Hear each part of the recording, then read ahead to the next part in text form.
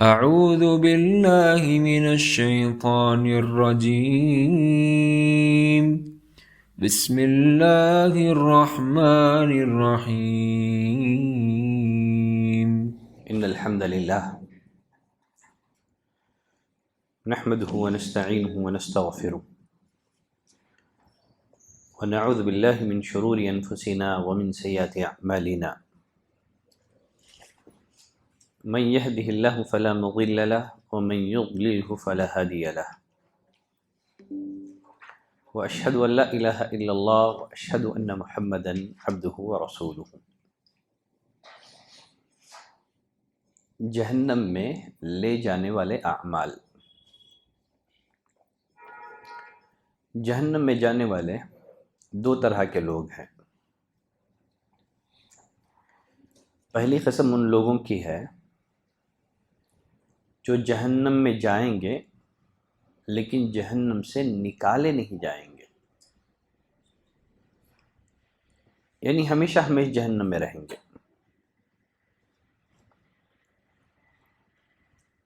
ان میں بھی دو طرح کے لوگ ہیں.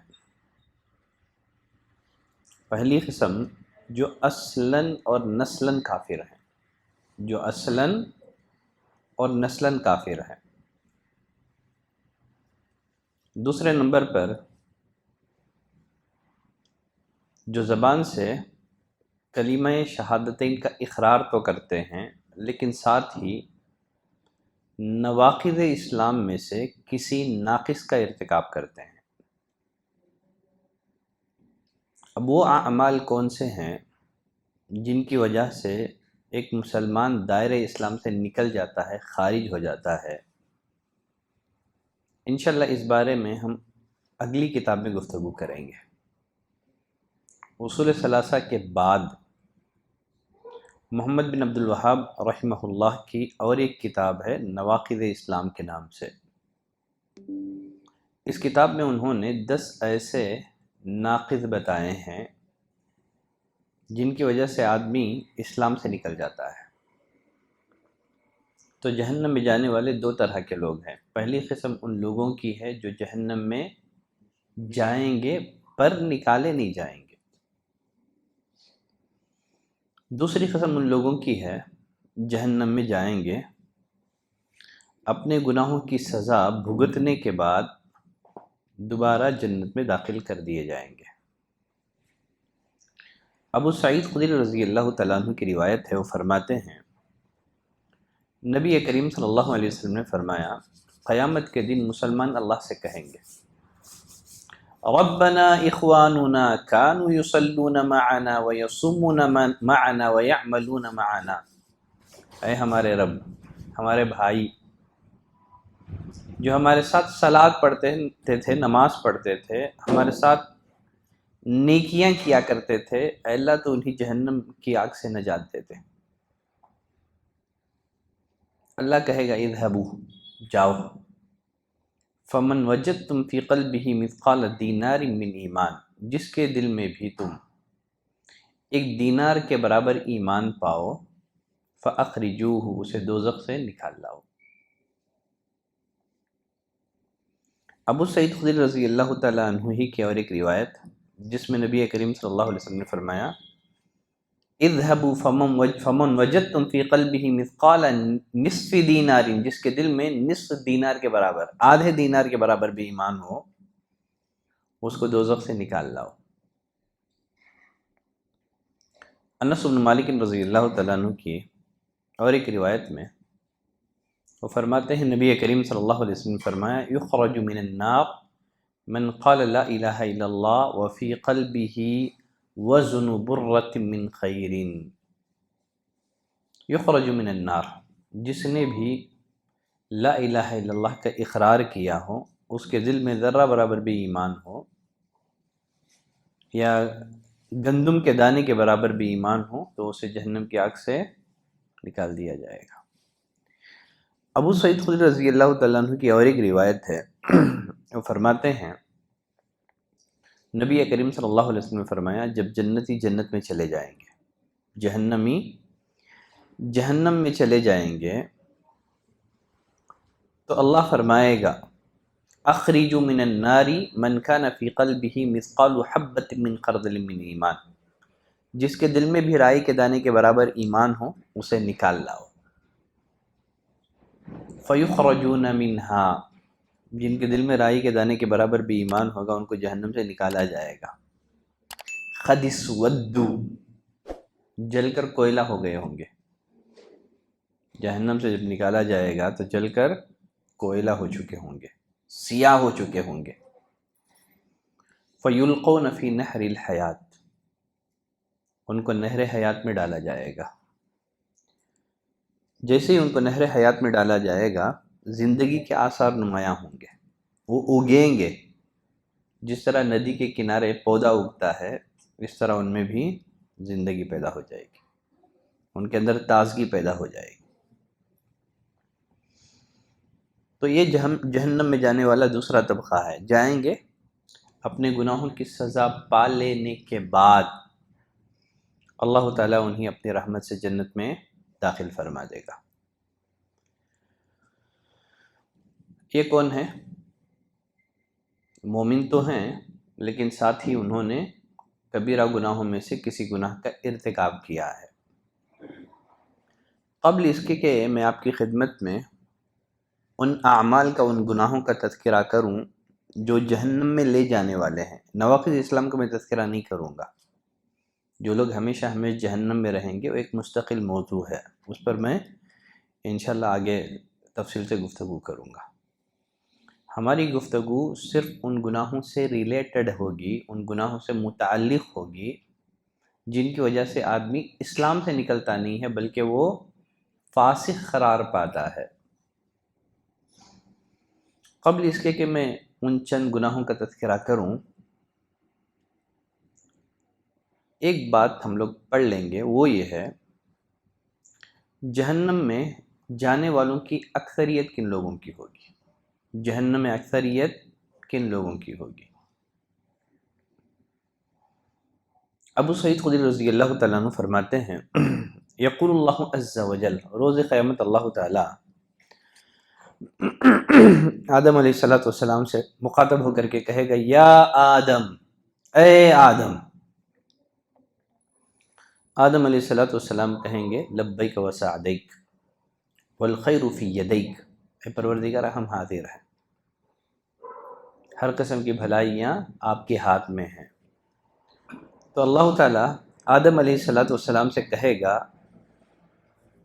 اخرج بعث النار، جہنم کی ٹولی الگ کر لو، جہنم کی جماعت الگ کر لو۔ آدم علیہ السلام پوچھیں گے وما بعث النار، یہ جہنمیوں کی ٹولی ہے ان کی تعداد کتنی ہے؟ اللہ فرمائے گا من کل 1999، 1000 میں سے 999 جہنمی ہیں۔ اللہ فرمائے گا جہنم کی ٹولی الگ کر لو، پوچھیں گے آدم علیہ السلام ان کی تعداد کتنی ہے؟ کہے گا 1000 میں سے 999۔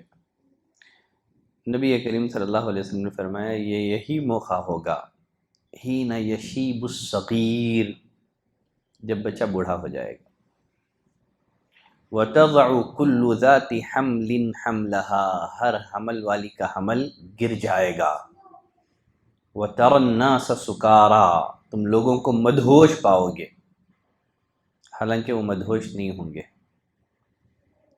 اللہ کا عذاب اس قدر شدید ہوگا کہ لوگ ہوش و حواس کھو بیٹھیں گے۔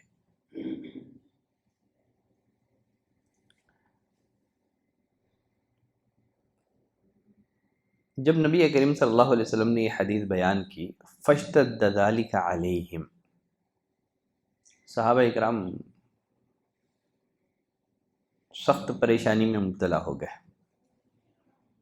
1000 میں سے 999 لوگ جہنم میں جائیں گے تو ڈر گئے صحابہ اکرام۔ نبی کریم صلی اللہ علیہ وسلم سے عرض کرنے لگے اللہ کے رسول ایک آدمی کون ہوگا؟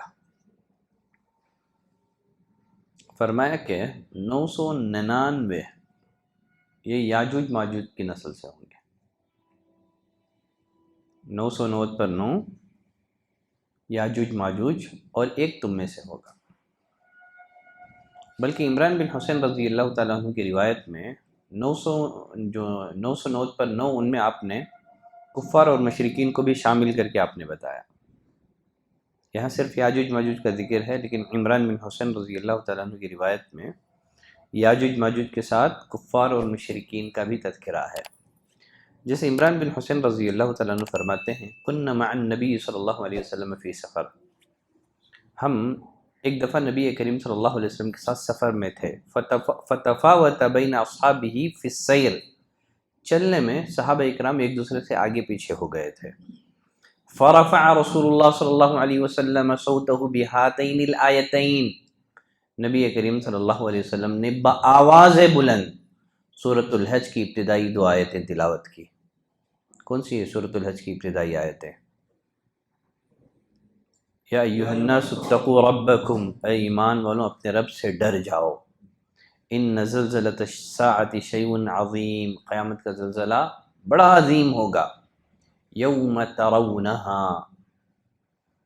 جس دن تم اسے دیکھو گے، تذہل کل مرضعۃ اما ارضعت، ہر دودھ پلانے والی دودھ پیتے بچے سے غافل ہو جائے گی، ہر حمل والی اپنا حمل گرا دے گی، وَتَرَى النَّاسَ سُكَارَىٰ، تم لوگوں کو مدہوش دیکھو گے، حالانکہ وہ مدہوش نہیں ہوں گے، بلکہ اللہ کا عذاب انتہائی سخت ہوگا۔ تو آپ نے بآواز بلند سورۃ الحج کی یہ 2 آیتیں تلاوت کی۔ صحابہ اکرام نے جب نبی کریم صلی اللہ علیہ وسلم کی زبان سے یہ آیتیں سنی تو سمجھ گئے کہ آپ کچھ ارشاد فرمانے والے ہیں۔ انہوں نے اپنی سواری کی رفتار بڑھا دی، نبی کریم صلی اللہ علیہ وسلم کے ارد گرد جمع ہو گئے۔ آپ نے پوچھا، جانتے ہو وہ دن کون سا دن ہے جب دودھ پلانے والی دودھ پیتے بچے سے غافل ہو جائے گی، حمل والی عورتوں کا حمل گر جائے گا، ساقط ہو جائے گا، جانتے ہو وہ کون سا دن ہے؟ صحابہ نے کہا، اللہ ورسولہ اعلم، اللہ اور اس کے رسول بہتر جانتے ہیں، زیادہ جانتے ہیں۔ تب نبی کریم صلی اللہ علیہ وسلم نے فرمایا، یہ وہ دن ہوگا جس دن اللہ تعالیٰ آدم علیہ السلام کو پکار کر کہے گا، اے آدم جہنم کی ٹولی الگ کر لو۔ آدم علیہ السلام اللہ سے عرض کریں گے کہ پروردگارا ان کی تعداد کتنی ہے؟ تو حکم ہوگا 1000 میں سے 990 پر 9 اور ایک جنتی، 1000 میں سے 990 پر 9 یہ جہنمی ٹولہ ہے، یہ جہنمی جماعت ہے، ایک جنتی ہے۔ فَيَئِسَ الْقَوْمُ، جب صحابہ نے نبی کریم صلی اللہ علیہ وسلم کی زبانی یہ حدیث سنی مایوس ہو گئے، حتی ما ابدوا بضاحکۃ، اب ایسے لگا کہ زندگی میں کبھی ہنسیں گے نہیں۔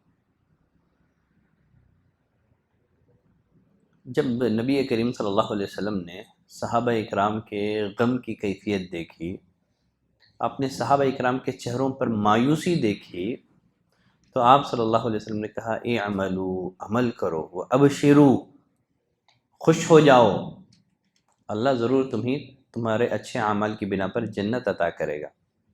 پھر آگے نبی کریم صلی اللہ علیہ وسلم نے فرمایا، فوالذی نفس محمد بیدی، قسم ہے اس ذات کی جس کے ہاتھ میں محمد کی جان ہے، انکم لمع خلیقتین، اس لیے کہ روز قیامت تم 2 ایسے گروہوں کے ساتھ ہوگے، وہ جن کے ساتھ بھی ہوں گے ان کی تعداد کو بڑھا دیں گے۔ دنیا میں اکثریت کن لوگوں کی ہے؟ کفر اور مشرکین ہی کی ہے نا، اور یاجوج ماجوج کی بھی ایک بڑی تعداد ہوگی قرب قیامت۔ نبی نے فرمایا، قیامت کے دن تم ایک ایسی جماعت کے ساتھ ہو، 2 ایسی جماعتوں کے ساتھ ہوگے، وہ 2 جماعتیں جہاں بھی جائیں گی انہی کی اکثریت ہوں گی۔ یہ 2 گروہ کن کے ہیں؟ یاجوج و ماجوج، دیکھ تو یاجوج اور ماجوج، ان کی بھی کثرت ہوگی۔ وَمَن مَاتَ مِن بَنِي آدَمَ وَبَنِي ابلیس، اور اولاد آدم میں سے اور اولاد ابلیس میں سے جو بھی کفر کی حالت میں مرا تو یقیناً انہی کی تعداد زیادہ ہے۔ تو اس لحاظ سے غم زدہ ہونے کی کوئی بات نہیں ہے،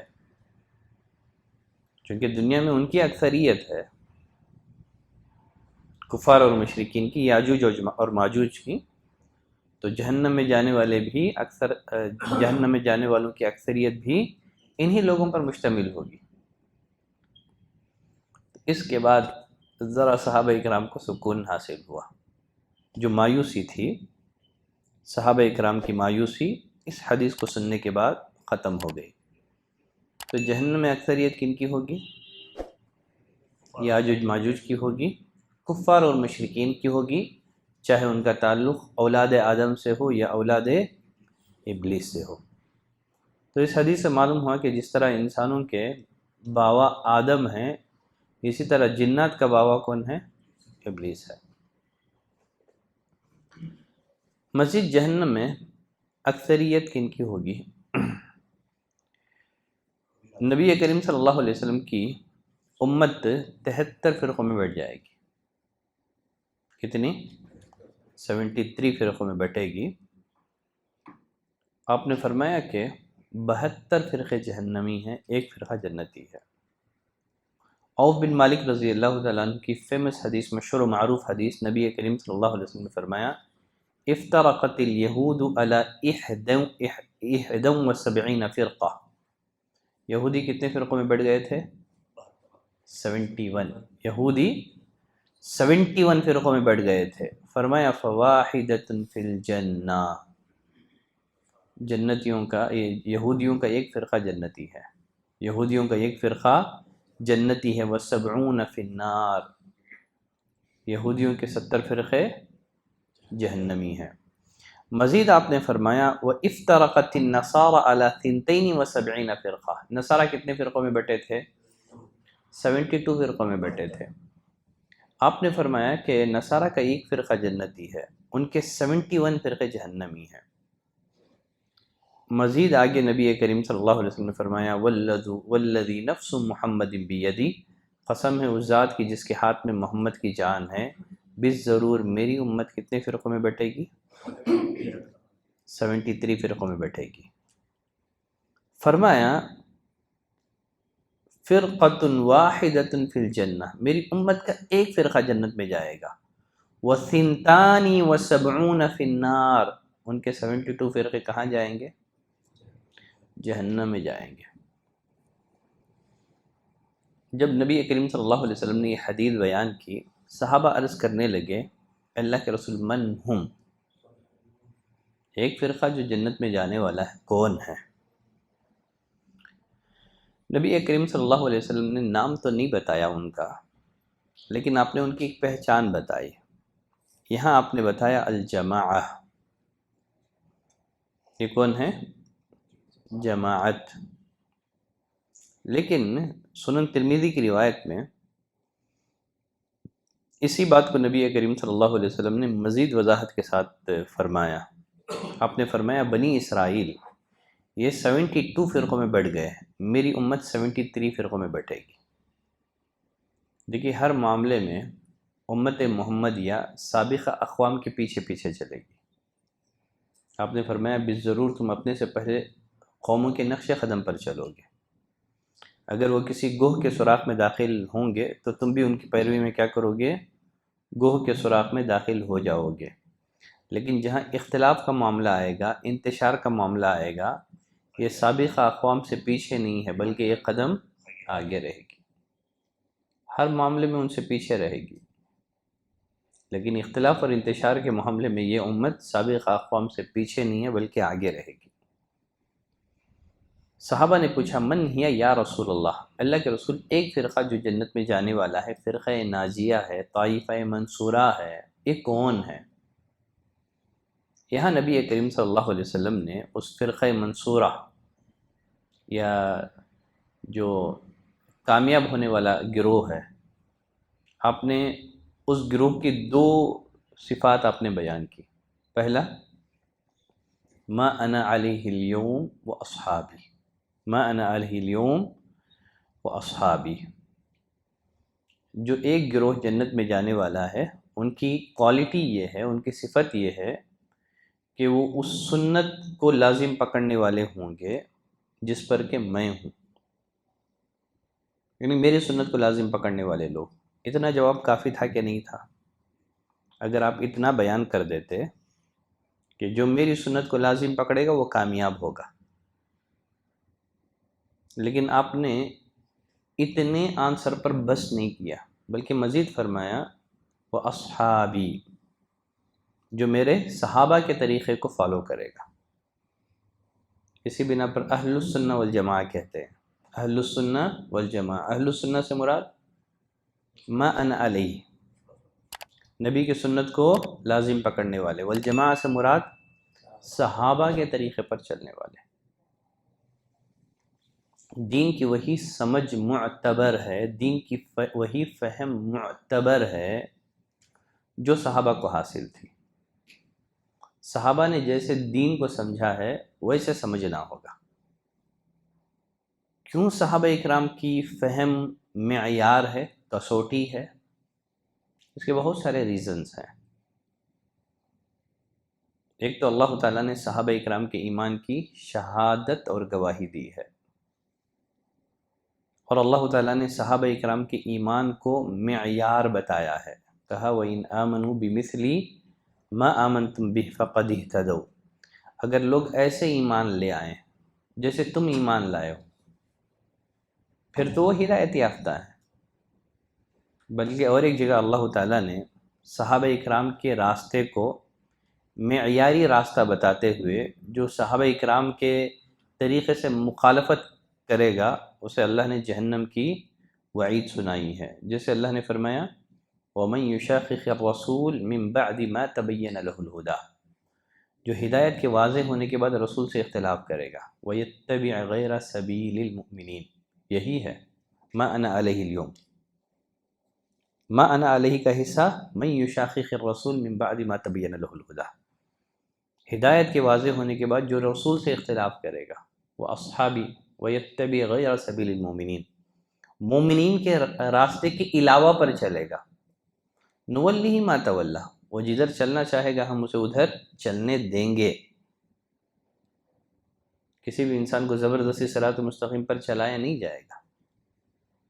دنیا میں آدمی جو اسباب اپناتا ہے نا اسے وہ توفیق ملتی ہے، جو ہدایت کے اسباب اپناتا ہے اسے صراط مستقیم پر چلنے کی توفیق ملتی ہے، جو ضلالت کے اسباب اپناتا ہے اسے زبردستی ہدایت کے راستے پر چلایا نہیں جاتا۔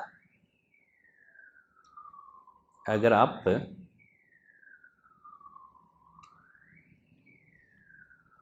دلی کی ٹرین میں بیٹھ کر کے امید رکھیں کہ میں بمبئی پہنچ جاؤں گا، ممکن ہے؟ ممکن نہیں ہے۔ فرمایا نولیہ ما تولی، وہ جدھر چلے گا ہم اسے چلنے دیں گے، روز قیامت کیا کریں گے؟ ہم اسے جہنم میں داخل کریں گے۔ تو صحابہ کے طریقے سے نہیں ہٹنا ہے، صحابہ ایک راستے پر ہو ہم دوسرے راستے پر چلیں، اہل ایمان ایک راستے پر ہم دوسرے راستے پر چلیں، صحابہ کا اللہ کے بارے میں ایک الگ عقیدہ ہو، ہم اللہ کے بارے میں صحابہ اکرام کے مخالف عقیدہ اپنائیں، تو پھر یہ ہلاکت کی بات ہے۔ یہ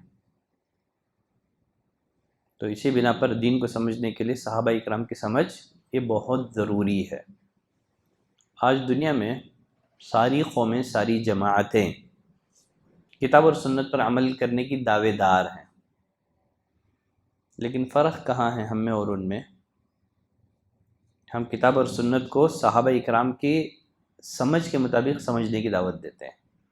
ہم کہتے ہیں صحابہ اکرام کی سمجھ کو معیار بنایا جائے، خلف کی سمجھ کا اعتبار نہیں ہوگا بلکہ سلف کی سمجھ کا اعتبار ہوگا۔ نبی کریم صلی اللہ علیہ وسلم نے صحابہ اکرام کو صرف قرآن کے الفاظ نہیں سکھائے بلکہ معنی بھی بتایا، آپ نے توحید ان کو سمجھایا، عقیدہ آپ نے ان کو پڑھایا۔ اسی بنا پر صحابہ کا عقیدہ تھا کہ اللہ کے بارے میں اللہ عرش پر مستوی ہے۔ عبداللہ ابن عباس رضی اللہ عنہما ان آیتوں کی تفسیر کرتے ہوئے کہتے ہیں جس میں اللہ نے فرمایا کہ اللہ تمہارے ساتھ ہے، مطلب اللہ کا علم۔ تو یہی ہے صحابہ کی سمجھ، اللہ ذات کے اعتبار سے ہر جگہ نہیں ہے۔ ذات کے اعتبار سے عرش پر مستوی ہے، اس کا علم اس کی ساری مخلوقات کو محیط ہے۔ علمہ معہم، عبداللہ ابن عباس فرماتے ہیں اللہ کا علم ان کے ساتھ ہے۔ تو صحابہ اکرام کی سمجھ کو معیار بنانا بہت ضروری ہے۔ خیر چلیں، بات آگے بڑھ رہی ہے۔ مزید جہنم میں اکثریت کن کی ہوگی؟ عورتوں کی ہوگی۔ نبی کریم صلی اللہ علیہ وسلم نے فرمایا یا معشر النساء تصدقنا، اے عورتوں کی جماعت کثرت سے صدقہ اور خیرات کیا کرو، وَأَكْثِرْنَ الْإِسْتِغْفَارِ، کثرت سے گناہوں کی بخشش مانگو، استغفار کرو۔ فَإِنِّي رَأَيْتُكُنَّ أَكْثَرَ أَهْلِ النَّارِ، اس لیے کہ میں نے جہنم میں تمہاری ہی اکثریت دیکھی ہے۔ فَقَالَتِ امْرَأَةٌ مِّنْهُنَّ، ان میں سے ایک عورت کہنے لگی اللہ کے رسول کیا بات ہے، جہنم میں ہماری اکثریت ہوگی، کیوں، کیا ریزن ہے؟ نبی کریم صلی اللہ علیہ وسلم نے 2 ریزن بتائے، کہا کہ تکثرن اللعن، تم بکثرت لعن طعن کرتی ہو، پھر جب غضبناک ہو جاتی ہو تو پھر تمہاری زبانوں پر تمہارا کنٹرول نہیں رہتا ہے، گالی گلوچ پہ اتر آتی ہو، لعن طعن کرتی ہو، نسل کے نسلوں کو گالی دے دیتی ہو، ہے نا؟ عورت گرم ہو گئی پھر بخشتی نہیں ہے، ٹھیک ہے؟ تکثرن اللعن، تمہاری زبان تمہارے قابو میں نہیں رہتی ہے، لعن طعن کرتی ہو۔ اور دوسری وجہ ہے وَتَكْفُرْنَ الْعَشِيرَ، شوہروں کی نافرمانی، ناشکری شوہروں کی۔ بلکہ اور ایک روایت میں فرمایا اگر شوہر ساری زندگی بیوی کے ساتھ احسان کرے، اگر ایک دفعہ اس کی فرمائش پوری نہ کریں تو وہ کہہ دیتی ہے کہ تم نے تو کبھی مجھے خوش ہی نہیں رکھا، ٹھیک ہے؟ فرمایا تکفرن العشیر، دوسری وجہ کیا ہے؟ تم شوہروں کی ناشکری کرتی ہو۔ دیکھیں آگے حدیث آ رہی ہے عبداللہ بن عباس رضی اللہ تعالیٰ عنہ کہ آپ نے فرمایا مجھے جہنم دکھائی گئی، میں نے آج سے پہلے ایسا خوفناک منظر کبھی نہیں دیکھا۔ وَرَأَيْتُ أَكْثَرَ أَهْلِهَا النِّسَاء، جب جہنم میں جھانکا دیکھتا کیا ہوں کہ عورتیں زیادہ ہیں۔ قالوا لِمَ یا رسول اللہ، صحابہ نے پوچھا اللہ کے رسول کیوں، ریزن کیا ہے؟ فرمایا بِكُفْرِهِنَّ، کفر کی وجہ سے۔ پوچھا یکفرن باللہ، کیا اللہ کے ساتھ کفر کرتی ہیں؟ کہا کہ نہیں، یکفرن العشیر، کس کے ساتھ؟ شوہروں کے ساتھ کفر کرتی ہیں۔ لو احسنت الی احداہن الدہر، فرمایا اگر تم ان میں سے کسی کے ساتھ پوری زندگی احسان کا معاملہ کرو،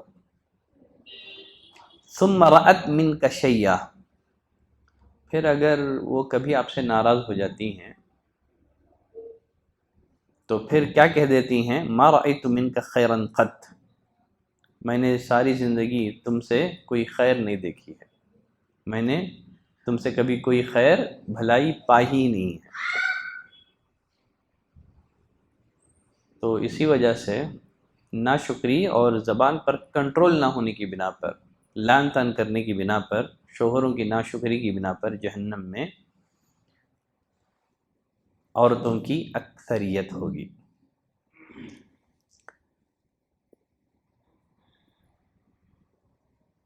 چلیں آگے بڑھتے ہیں۔ جہنم میں لے جانے والے بعض اعمال، سارے اعمال تو نہیں بتائے جا سکتے آپ کو، ٹھیک ہے؟ ورنہ پھر کتاب الکبائر ہی مجھے پڑھانا پڑے گا آپ کو۔ اسی بنا پر کچھ سیلیکٹڈ گناہ میں آپ کو بتاؤں گا، ٹھیک ہے؟ دیکھیں ابلیس اولاد آدم کا دشمن ہے۔ اللہ تعالیٰ نے قرآن مجید میں جگہ جگہ ہمیں شیطان کی دشمنی سے باخبر کیا ہے، جیسے اللہ نے فرمایا ان الشیطان لکم عدو فاتخذوہ عدوا، دیکھو شیطان دشمن ہے تمہارا، اس کو دشمن سمجھو۔ وہ چاہتا کیا ہے؟ انما یدعو حزبہ لیکونوا من اصحاب السعیر، وہ چاہتا ہے جو اس کی پیروی کرے وہ جہنم کا حقدار بن جائے۔ وہ اپنے فالوورز کو، اپنے پیروکاروں کو جہنمی بنانا چاہتا ہے۔ شیطان کی اول کوشش یہ ہوتی ہے کسی بھی طرح اس کے عقیدے میں خرابی پیدا کی جائے، اس لیے کہ عقیدے میں خرابی پیدا ہو گئی، نہ یہ کہ ایسا شخص جہنم میں جائے گا بلکہ جہنم میں ہمیشہ ہمیشہ رہے گا۔ پہلی کوشش شیطان کی یہی رہے گی، کسی بھی طرح سے عقیدہ خراب کرنا، اللہ سے جو تعلق ہے اس کو ویک اور کمزور کرنا، یہ شیطان کی اول کوشش ہے۔ حدیث قدسی میں اللہ فرماتا ہے انی خلقت عبادی حنفاء کلہم، میں نے اپنے سارے بندوں کو توحید پر پیدا کیا تھا۔ کس پر؟ توحید پر۔ پھر شرک کیسے آیا؟ کیسے آیا شرک؟ جب ساروں کی تخلیق توحید پر ہوئی تھی، شرک سے بیزار اللہ نے پیدا کیا تھا، فرمایا وَإِنَّهُمْ أَتَتْهُمُ الشَّيَاطِينَ، شیطان آیا ان کے پاس، شیاطین آئے، آ کر کے ان سے ان کا دین اچک لیا، جن چیزوں کو میں نے حرام کیا تھا حلال کر دیا ان کے لیے۔ وَأَمَرَتْهُمْ مَنْ يُشْرِكُوا بِي، شیاطین نے حکم دیا کہ میرے ساتھ دوسروں کو شریک ٹھہرائیں جس کی میں نے کوئی دلیل نہیں اتاری ہے۔ تو شیاطین کی اول کوشش کیا ہے؟ عقیدے میں بگاڑ پیدا کرنا ہے۔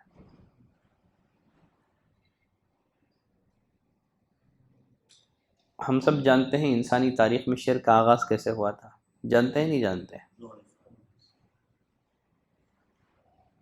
نوح علیہ السلام کی قوم سے۔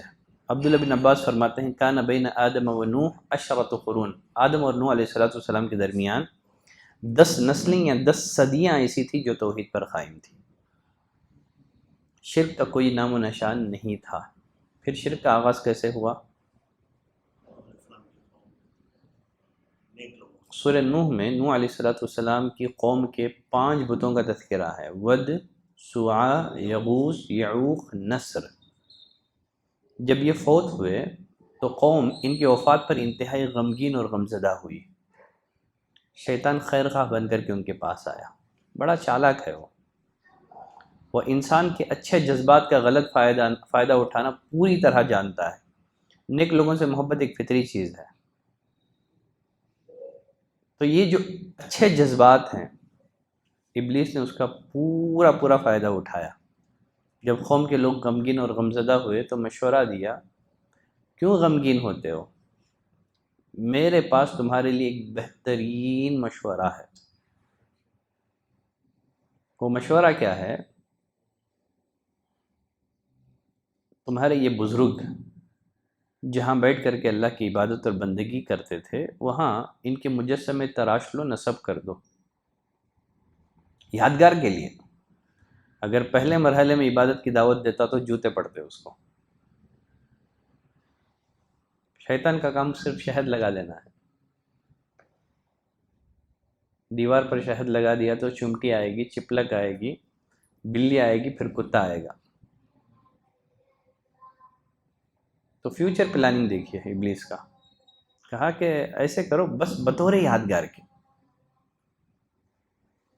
تاکہ ان کو دیکھنے سے تمہارے اندر عبادت کا شوق پیدا ہو، لوگوں کو اچھے لگی، اچھے جذبات کا غلط فائدہ اٹھانا۔ لوگوں نے مشورے پر عمل کیا، مجسمے تراش لیے گئے، جن مجلسوں میں بیٹھ کر کے اللہ کا ذکر کرتے تھے وہاں ان کے نام کے مجسمے نصب کر دیے گئے۔ ایک نسل گئی، دوسری نسل گئی، علم اٹھا لیا گیا، بعد آنے والے نسلوں کو پتہ نہیں کہ باپ داداؤں نے یہ مجسمے محض بطور یادگار کے تراشے تھے، تو پھر آنے والی نسلوں نے ان کی عبادت اور پرستش اور پوجا پاٹ شروع کر دی، عبادت کے وہ کام جو اللہ کے لیے مخصوص تھے ان کے لیے انجام دینے لگے۔ تو پھر اللہ تعالیٰ نے نوح علیہ السلام کو پہلے رسول اور پہلے پیغمبر بنا کر کے دنیا میں مبعوث کر دیا۔ کر چلیں، تو شیطان کی اول کوشش کیا ہوتی ہے؟ عقیدے میں بگاڑ پیدا کرنا۔ اگر وہ یہاں ناکام ہوتا ہے تو پھر کیا کرتا ہے؟ بدعات کا جال بچھاتا ہے۔ کیا کرتا ہے؟ بدعات، لوگوں کو بدعات میں ملوث کرنے کی کوشش کرتا ہے۔ اس کے بعد گناہوں کی دعوت نہیں دیتا ہے۔ ابلیس کی کوشش یہ ہوتی ہے، اگر سامنے والا موحد ہے، مضبوط عقیدے والا ہے، کم از کم اس سے دین کے نام پر ایسے کام کروائے جائیں جس کی سند، جس کی دلیل اللہ نے نہیں اتاری، تو وہ بدعتی بنانے کی کوشش کرے گا۔ ریزن، سفیان الثوری رحمۃ اللہ علیہ فرماتے ہیں البدعۃ احب الی ابلیس من المعصیہ، بدعت ابلیس کو گناہ سے زیادہ محبوب اور پسندیدہ ہے۔ ابلیس کو بدعت گناہ سے زیادہ پسند ہے۔ ریزن، اس کا ریزن سفیان الثوری رحمۃ اللہ علیہ فرماتے ہیں لأن المعصیۃ یتاب منہا، اس لیے کہ گناہ سے توبہ کر لی جاتی ہے، گناہ سے توبہ کر لی جاتی ہے، گناہ سے توبہ کر لی جاتی ہے۔ کیسے توبہ کر لی جاتی ہے؟ اس لیے کہ گنہگار جب گناہ کرتا ہے اس کو نیکی سمجھ کے کرتا نہیں ہے، وہ گناہ سمجھ کے کرتا ہے۔ اگر آدمی کسی کام کو گناہ سمجھ کے کرے، توقع کر سکتے ہیں اس کے بارے میں کہ وہ فیوچر میں توبہ کرے گا، اللہ اسے حسن خاتمہ نصیب کرے گا، تو اس سے توقع تو ہو سکتی ہے کہ یہ توبہ کر لے گا۔ یہ جب آدمی شراب پیتا ہے تو کوئی اسے نیکی سمجھ کے نہیں پیتا ہے، گناہ سمجھ کے ہی پیتا ہے، شیطان کے بہکاوے میں پیتا ہے، یا خواہشات نفس کی پیروی میں پیتا ہے، بری صحبت سے پیتا ہے، بہت سارے ریزنز ہو سکتے ہیں، لیکن گناہ کو گناہ سمجھتا ہے۔ گناہ کو گناہ سمجھتا ہے تو کوشش بھی کرتا ہے کہ اس گناہ سے چھٹکارا حاصل کر لیا جائے، لیکن اس کے برخلاف والبدعۃ لا یتاب منہا، بدعت سے توبہ نہیں کی جاتی۔ جب بدعتی کو توبے کی توفیق نہیں ملتی ہے، وہ بلا توبہ کیے ہوئے ہی بری موت مر جاتا ہے۔ کیوں؟ اس لیے کہ وہ بدعتیانہ اعمال کو نیکی سمجھ کے کرتا ہے۔ اگر آدمی بدعتیانہ اعمال کو نیکی سمجھ کے کریں، ثواب سمجھ کے کریں، دین سمجھ کے کریں، وہ کیوں توبہ کرے گا وہ؟ تو اسی بنا پر ابلیس کی اول کوشش یہ ہوتی ہے عقیدے میں بگاڑ پیدا کریں۔ اگر وہ اس میں ناکام ہوتا ہے تو پھر اولاد آدم کو شکار کرنے کے لیے جو دوسرا تیر پھینکتا ہے نا، وہ ہے بدعت، بدعات میں ملوث کرنے کی کوشش کرتا ہے۔ بدعت کے نقصانات تو ہم جانتے ہی ہیں۔ نبی کریم صلی اللہ علیہ وسلم جب بھی صحابہ اکرام کو وعظ اور نصیحت کیا کرتے تھے، بدعت سے ڈرایا کرتے تھے۔ ان کل محدثۃ بدعہ، دین میں ہر نئی چیز کیا ہے؟ بدعت ہے، اور ہر بدعت گمراہی ہے۔ گمراہی کہاں لے جائے گی؟ جہنم میں لے جائے گی۔ من عمل عملا لیس علیہ امرنا، جو کوئی ایسا عمل کرے جس کا ہم نے حکم نہ دیا ہو، وہ مردود ہے۔ من احدث فی امرنا ھذا، جو ایجاد کرے، کس میں؟ فی امرنا ھذا، ہمارے اس دین میں۔ تو ایجادات دو طرح کے ہیں، ایک ہے دنیاوی ایجادات اور ایک ہے دینی ایجادات۔ بدعت کسے کہتے ہیں؟ فی امرنا ھذا، دنیا میں نہیں ہے، جو ایجاد کریں۔ ایک تو ایجاد کرنا ہے، جاری کرنا نہیں ہے، ایک تو ایجاد کرنا ہے، جاری کرنا نہیں ہے۔ عمر رضی اللہ تعالیٰ عنہ نے ایجاد نہیں کیا تھا، بلکہ عمر رضی اللہ تعالیٰ عنہ نے باجماعت نماز پڑھائی تھی نا تراویح کی، حالانکہ نبی کریم صلی اللہ علیہ وسلم کے دور میں باجماعت تراویح کا التزام نہیں ہوتا تھا۔ آپ نے 3 دن پڑھائی تھی، بعد میں آپ نے ترک کر دیا۔ کیوں ترک کر دیا؟ آپ کو ڈر محسوس ہوا کہیں باجماعت تہجد یا تراویح فرض نہ کر دی جائے۔ جب نبی کا انتقال ہو گیا، یہ خوف اور یہ خدشہ ختم ہو گیا، تو عمر رضی اللہ تعالیٰ عنہ نے ایک سنت جو رکی ہوئی تھی اس کو جاری کر دیا، ایجاد نہیں کیا۔ تو بدعت کسے کہتے ہیں؟ من احدث، ایک تو ایجاد کرنا ہے، ایک تو کیا کرنا ہے؟ ایجاد کرنا ہے جس کی دلیل نہ ہو۔ فی امرنا ھذا، اور ایجاد بھی دنیاوی ایجادات نہیں ہے۔ نبی عینک نہیں پہنتے تھے، نبی بائک میں نہیں جاتے تھے، نبی کار میں نہیں پھرتے تھے. بھائی یہ فی امرینا ھذا میں نہیں ہے. یہ آپ نے فرمایا ہمارے دین میں. اللہ نے دین کو مکمل کیا ہے نا، دنیا کو. الیوم اکملت لکم دینکم، دین میں نے مکمل کیا ہے، دنیا نہیں ہے. جو مذموم ہے وہ دین میں ہے، دنیا میں نہیں ہے. دنیا میں ترقی کرو، دنیا کے معاملے میں آگے جاؤ، دین کے معاملے میں پیچھے جاؤ. دنیا کے معاملے میں آگے جاؤ، دین کے معاملے میں پیچھے جاؤ. جتنا پیچھے جائیں گے نا اتنا آپ سیو رہیں گے. آپ اتنا پیچھے جاؤ، اتنا پیچھے جاؤ کہ آپ کا دور صحابہ کے دور سے جا مل جائے. نجات. کوئی بھی کام کرنا چاہتے ہیں دین کے نام پر، دیکھ لو کیا خیر القرون میں ان کا وجود تھا یا نہیں تھا. خیر چلیں، آج جو اصل ہمارا موضوع ہے بعض گناہ، اس کو میں اگلے کلاس کے لیے رکھ دیتا ہوں.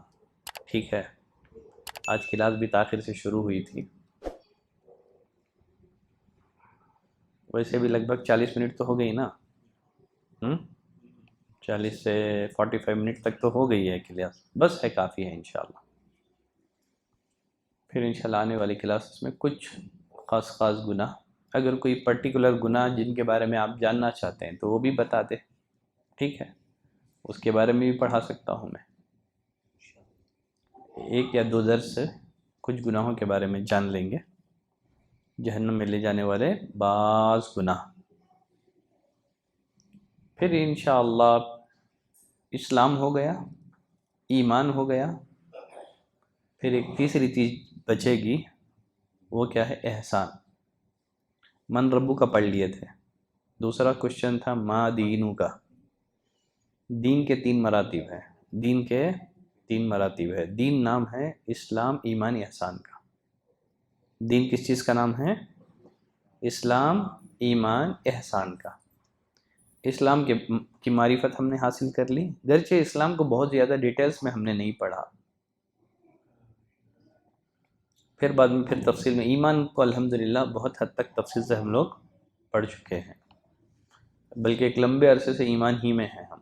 لگ بھگ ایمانیات شروع ہو کر کے کتنے ماہ ہو گئے؟ 5 ماہ ہو گئے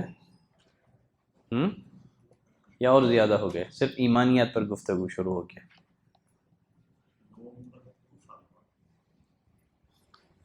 ایک سال سے زیادہ ہو گیا.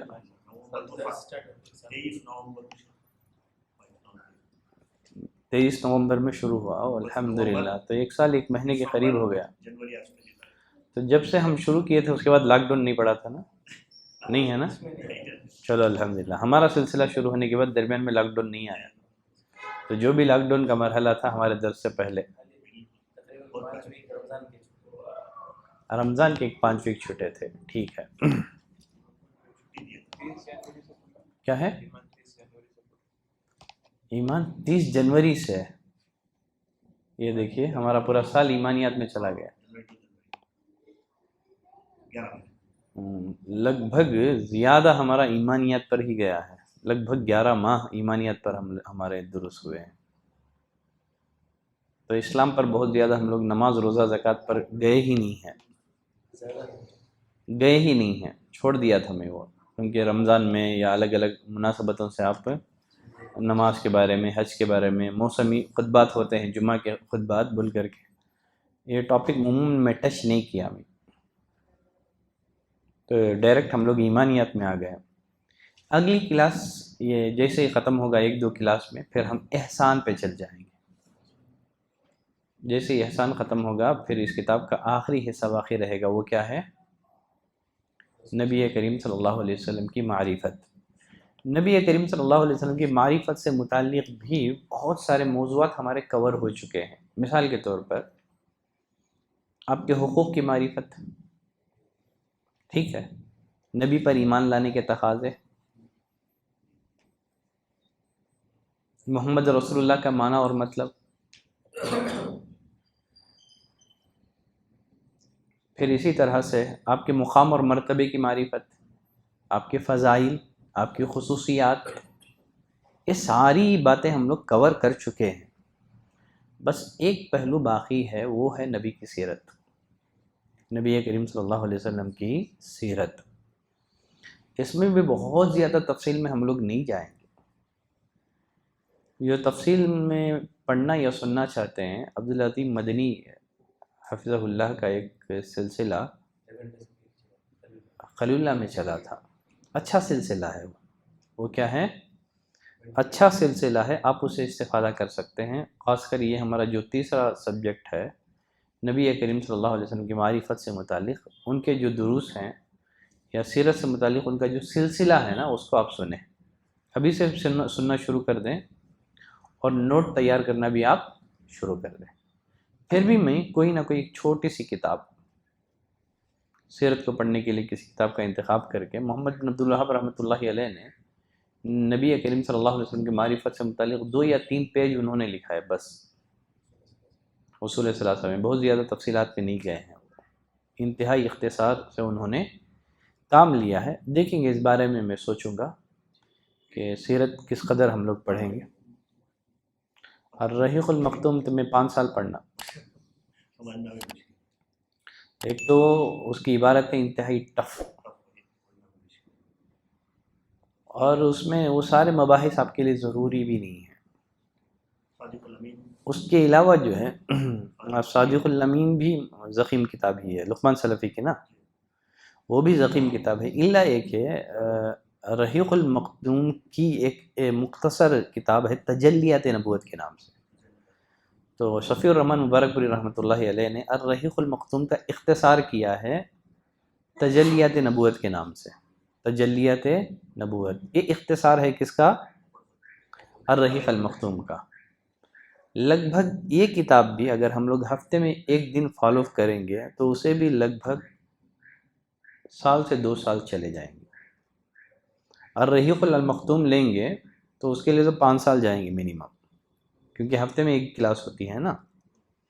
اگر ہم لوگ تجلیات نبوت لیں گے، صرف تجلیات نبوت، ہفتے میں 1 دن ہم لوگ فالو کریں گے، اس کے لیے منیمم میرے لحاظ سے 1 سال میں تو کمپلیٹ نہیں ہوگا، اس کے لیے بھی لگ بھگ 2 سال لگیں گے۔ وہ بھی میرے لحاظ سے جو تجلیات نبوت غالباً میرے پاس کتاب رہے گی ہے،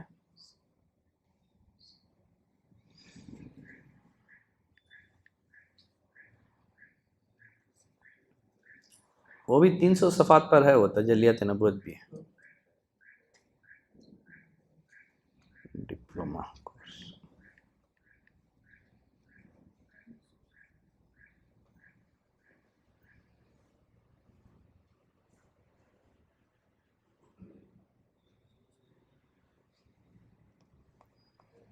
دیکھیے 400 پیج پر ہے کتابیں، کتنے؟ جو الرحیق المختوم کا جو اختصار ہے وہ 400 پیج میں ہے، تو منیمم کتنے دن لگیں گے؟ 1.5-2 سال تو لگ ہی جائیں گے۔ تجلیات نبوت بھی اگر ہم لوگ پڑھیں گے، یہ مختصر کتاب ہے، تو اسی لیے اس بارے میں سوچیں گے کتنا پڑھ سکتے ہیں، کیا پڑھ سکتے ہیں، یا مکی دور کے کچھ اہم پہلو، مدنی دور کے کچھ اہم پہلو، غزوات وغیرہ میں صرف اختصار، یا پھر غزوات سے حاصل ہونے والے کچھ اسباق، اس طرح دیکھ کر کے کچھ اہم موضوعات کا انتخاب کر کے میں پڑھا دوں گا میں۔